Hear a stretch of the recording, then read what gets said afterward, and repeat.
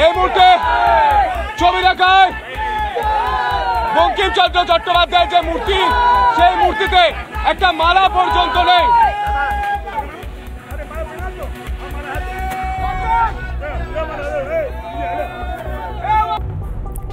রক্তিমদা, এই ছবি আমাদের দেখতে হলো আজকে, আর জানি না আর কি কি বাকি থাকবে। আমার ভয় লাগে যে ভদ্রলোক মালা দিলেন তিনি আজকে রাত্রে আবার গ্রেপ্তার না হয়ে যান। মানে বঙ্কিমচন্দ্র গলায় মালা দেওয়ার জন্য? আর বন্দে মাতরম ব্রিটিশরা নিষিদ্ধ করেছিলেন তাদের শাসন ক্ষমতাকে ধরে রাখার জন্য, আর ভোটের স্বার্থে বঙ্কিমচন্দ্র ব্যর্থ হচ্ছেন, এটা আমাদের দেখতে হচ্ছে। এবং দেখলাম নবান্ন অভিযানের সময় পুলিশ যেরকম ব্যারিকেড করে, সেরকম একটা ব্যারিকেড করে আজকে অবরুদ্ধ করে রাখা হলো ভারতের স্বাধীনতার স্বপ্নদ্রষ্টাকে, জাতীয়তাবাদের রূপকারকে। প্রশ্ন হলো যে রাজ্য সঙ্গীত হলো, কোনো আপত্তি নেই। 150 বছর বন্দে মাতরমের জন্য রাজ্য সরকার কী করেছে?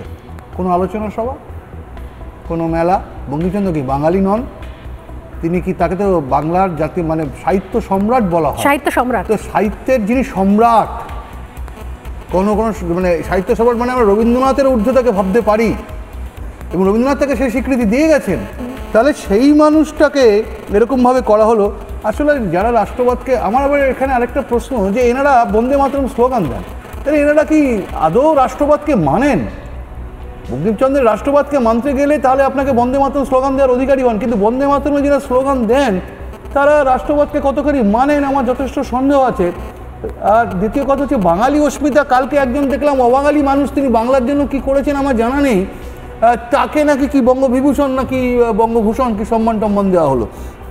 এর আগে রবীন্দ্রনাথ পড়েছেন, আমরা এই ছবিও দেখেছি পশ্চিমবাংলায়, রবীন্দ্রনাথ পড়েছে কাগজটা, রবীন্দ্রনাথের পোস্টার পড়াতে, মোদির পোস্টার পড়াতে গিয়ে রবীন্দ্রনাথকেও পুড়িয়ে দিয়েছে। ঠিক। এবার অবরুদ্ধ বঙ্কিমচন্দ্র।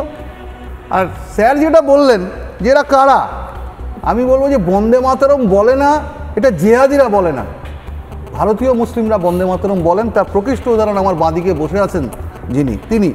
তাই বন্দে মাতরম, এর থেকে বাঙালির বোধহয় আজকে চরম দুঃখের এবং লজ্জার দিন যে ঋষি বঙ্কিমচন্দ্রের মূর্তিতে মালা দিতে গিয়ে পাঁচিল টপকে, পাঁচিল নয় এটা হচ্ছে রেলিং টপকে গিয়ে মালা দিতে হচ্ছে। স্বাধীন ভারতবর্ষে বঙ্কিমচন্দ্রের এই পরিণতি আর কত কি আমাদের যে দেখতে হবে।